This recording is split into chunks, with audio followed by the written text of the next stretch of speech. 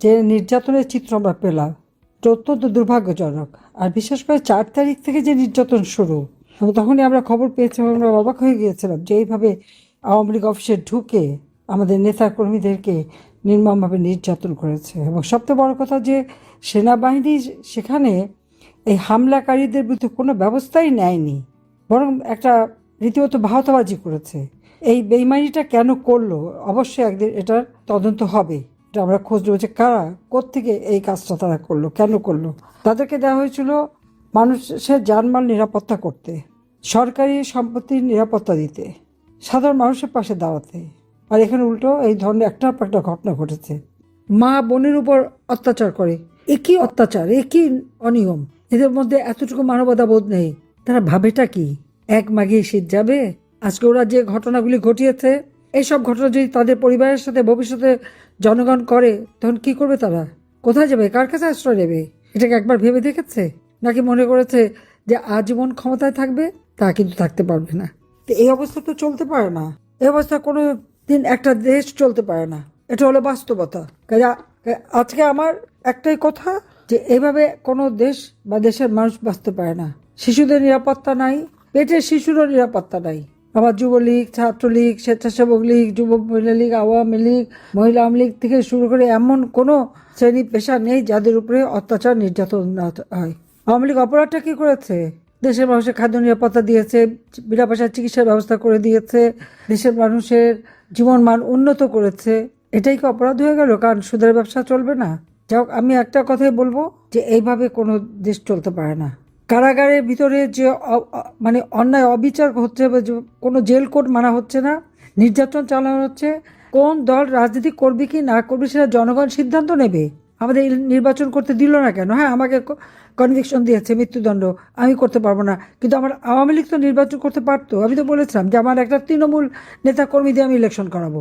আমি জানি জনগণের প্রতি বিশ্বাস আছে, তারা আওয়ামী লীগকে ভোট দেবে, আর ওই কারণেই ইলেকশন করতে দেয় নাই।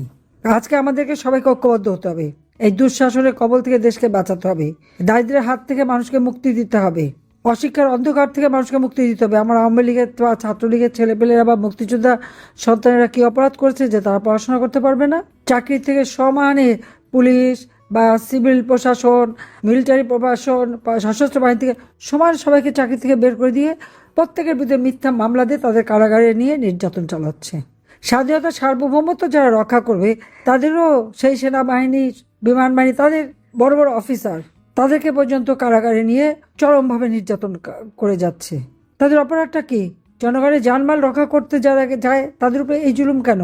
তাহলে স্বাধীনতা সার্বভৌমত্ব রক্ষা করবে কে? আর বাংলাদেশের উন্নয়ন, এটা একমাত্র আওয়ামী লীগেরই অবদান। আওয়ামী লীগ এদেশের মানুষের স্বাধীনতা এনে দিয়েছে, উন্নয়নশীল দেশ হিসেবে আওয়ামী লীগ প্রতিষ্ঠা করে দিয়েছিল, একে একে সব ধ্বংস করেছে।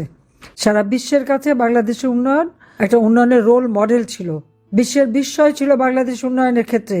আজকে সেই বাংলাদেশকে ভিক্ষুক জাতিতে আবার পরিণত করেছে এই বিশ্ব বাটপার ইউনূস আর তার দোসর জামাত শিবির আর এই বিএনপি। এরা যে দেশটাকে সর্বনাশ করে দিল, এখান থেকে বাংলাদেশ উদ্ধার পাওয়া অনেক কঠিন, কিন্তু একমাত্র আওয়ামী লীগ পারে। আওয়ামী লীগ ছাড়া আর কেউ পারবে না, কারণ সেই আন্তরিকতা, কর্মদক্ষতা তাদের নেই। বাংলাদেশটাকে তারা চেনে না, জানে না।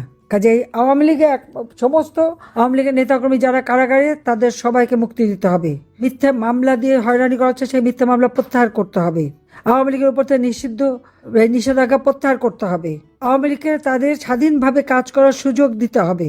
আর একের পর এক যত মানবতা বিরোধী কাজ করেছে এই বিশ্ব বাটপার আর এখন পর্যন্ত বিএনপি সরকার এবং যুদ্ধ অপরাধী, এরা কি কি অপরাধ করে যাচ্ছে, অপরাধের তালিকা করে রাখেন। আল্লাহ দিন একদিন দেবে, এর হিসাব নেওয়া হবে। এত অন্যায়, এত অবিচার খোদার আরশ কেঁপে গেছে। একদিন জনতার জয় হবেই হবে, অন্তত এইটুকু বলতে পারি। সবাইকে ধন্যবাদ।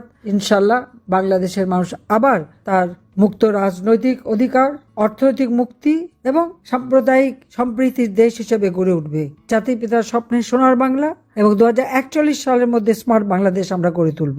বাংলাদেশের কৃষক, শ্রমিক, মেহনতি মানুষের পাশে আমি আছি। সবাইকে ধন্যবাদ। জয় বাংলা, জয় বঙ্গবন্ধু, বাংলাদেশ চিরজীবী হোক। এই পর্যন্তই, কিন্তু প্রশ্নগুলো এখানেই শেষ নয়। এই দেশ, এই রাজনীতি, এটা আমাদের সবার। আপনি, আমি, আমরা সবাই মিলে গড়ে তুলব সচেতনতার একটা মঞ্চ। আপনার ভাবনা, আপনার চিন্তা এবং আপনার মতামত আমাদের দরকার।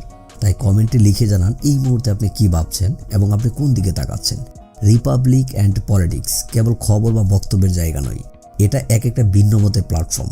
এখানে প্রশ্ন করার সাহস আছে, সত্যের পেছনে ছুটে চলার স্পর্ধা আছে। চ্যানেলটি ভালো লাগলে অবশ্যই সাবস্ক্রাইব করে পাশে থাকুন, কারণ একটা ক্লিকেই হতে পারে হাজারো অন্ধকার ভেদ করে আলো খোঁজা শুরু। ফিরছি পরের পর্বে আরও খোলামেলা বিশ্লেষণ নিয়ে। সে পর্যন্ত সবাই ভালো থাকুন, সুস্থ থাকুন। আল্লাহ হাফেজ।